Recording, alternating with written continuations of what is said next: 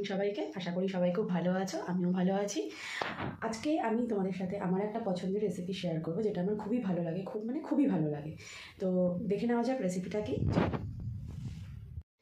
আজকে আমি বানাবো হচ্ছে ধানিয়া চিকেন, যেটা আমার স্টাইলে, আমি যেরকমভাবে বানাই সেটাই আমি তোমাদের সাথে শেয়ার করবো। তো এখানে নিয়ে নিয়েছি আমি চিকেনটা আমি ভালো করে ধুয়ে পরিষ্কার করে নিয়েছি। চিকেনটা আমি এখন ম্যারিনেট করবো হচ্ছে গোলমরিচের গুঁড়ো আর হচ্ছে লেবু, পাতি লেবু আর গোলমরিচের গুঁড়ো দিয়ে আমি এটাকে ম্যারিনেট করবো। তো চলো আমি এটাকে ম্যারিনেট করে নিই।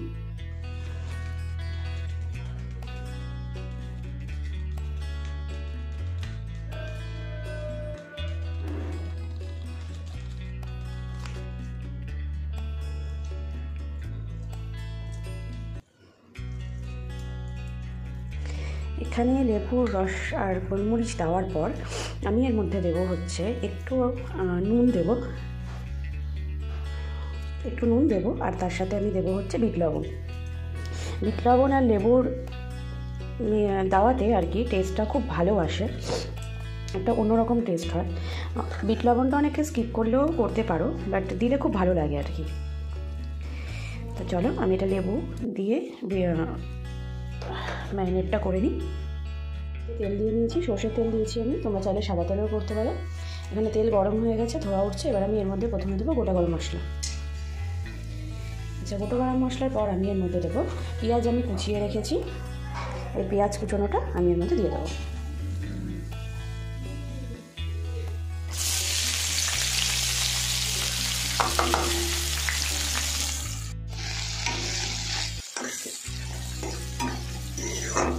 পেঁয়াজটা ভাজার সময় আমি এখন নুন দেবো না, একটু ভাজা হোক তারপর দেবো। এটা নুনটা নরম হওয়ার জন্য নুনটা খুবই অল্প পরিমাণেই দেবো, কারণ যেহেতু আমি চিকেন ম্যারিনেটের সময় নুন দিয়ে রেখেছি। তাহলে ততক্ষণ পেঁয়াজটা ভাজা হোক। দেখো পেঁয়াজটা অনেকটাই ভাজা হয়েছে। এর মধ্যে এবার দিলাম আমি একটুখানি নুন।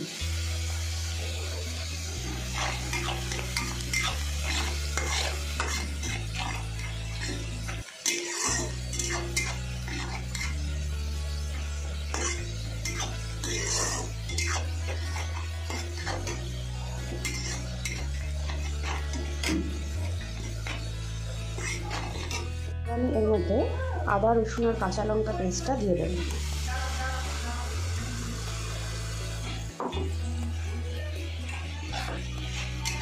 ভালো করে মিশিয়ে নেব।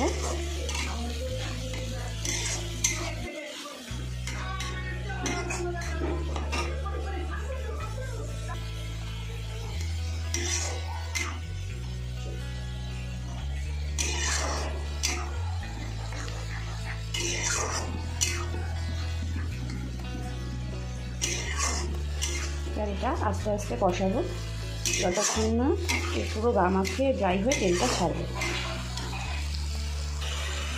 দেখো এটা পুরো গা মাখা হয়ে গেছে একদম। এবার এর মধ্যে আমি দেবো হচ্ছে হলুদ।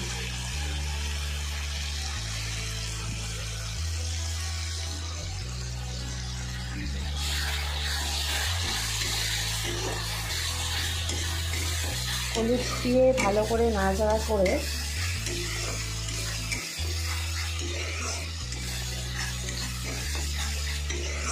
এর মধ্যে আমি দেবো একটু এবার কাশ্মীরি লঙ্কা গুঁড়ো, খুব সামান্য আর কি। এর মধ্যে দিলাম হচ্ছে কাশ্মীরি লঙ্কার গুঁড়ো।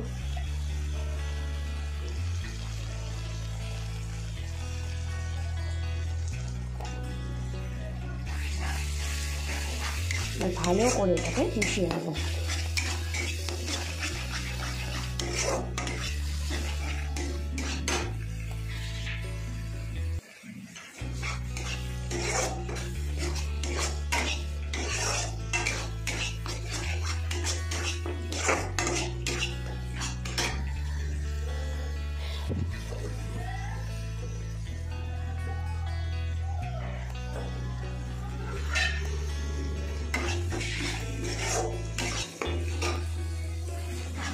এবার এর মধ্যে আমি ম্যারিনেট করা চিকেনগুলো দিয়ে দেবো। ম্যারিনেট করা চিকেনগুলো দিয়ে দিয়েছি। বা গ্যাসের ফ্লেমটা কমিয়ে এবার ভালো করে এটা মিশিয়ে নিয়ে ভালো করে কষাবো।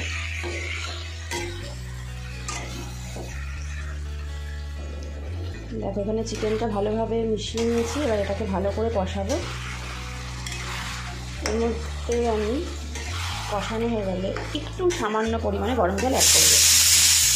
এটা কষানো হয়ে গেছে, এর মধ্যে থেকে তেল ছাড়ছে। এবার আমি এই গরম জলটা এর মধ্যে একটু ঢেলে দেবো।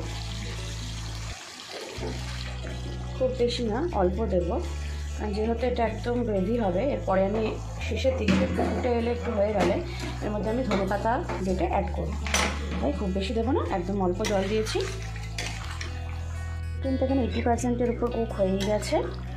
হাড় থেকে মাংস খুলে আসছে, দেখতেই পারছো। এই অবস্থায় আমি ধনেপাতা বাটাটা দিয়ে দেবো, আর গ্যাসের ফ্লেমটা মিডিয়াম আঁচে রাখবো। আস্তে আস্তে ওটা হবে।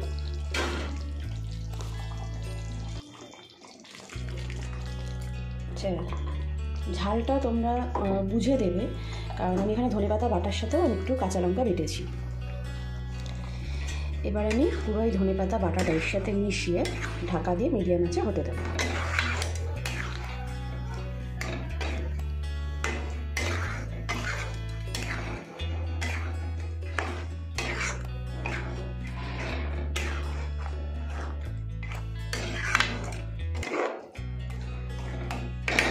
এবার মিডিয়াম আঁচে হবে।